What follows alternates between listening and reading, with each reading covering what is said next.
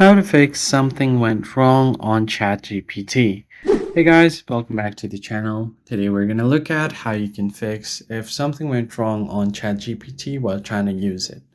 First thing you can do is open up your ChatGPT, and then from here you could just go ahead and type in any message.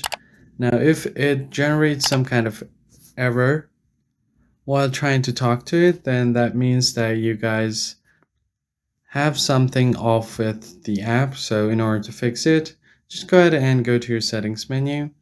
From your settings, scroll down until you find app settings, and then you're going to have to find ChatGPT from here. Scroll down from the list of your apps until you find ChatGPT, and then tap on it. Now, first thing you're going to have to do is go to storage, and then clear cache. If you want, you could also try to clear data, but it's going to clear out all of your accounts and chats as well. So be aware before you do that. Then go to permissions. Make sure all of these permissions are allowed for the app to run smoothly.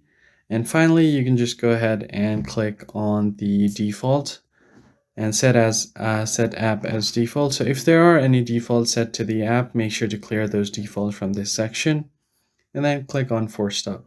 What it does is if there is any background request going on the app that might be causing the issue, it's going to stop it completely.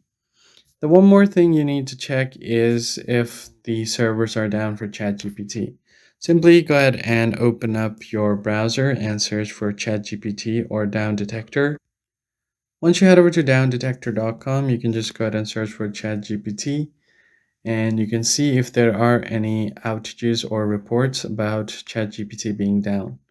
So that's basically it, guys. I hope this tutorial was helpful. I'll catch you guys on the next one. Thanks for watching.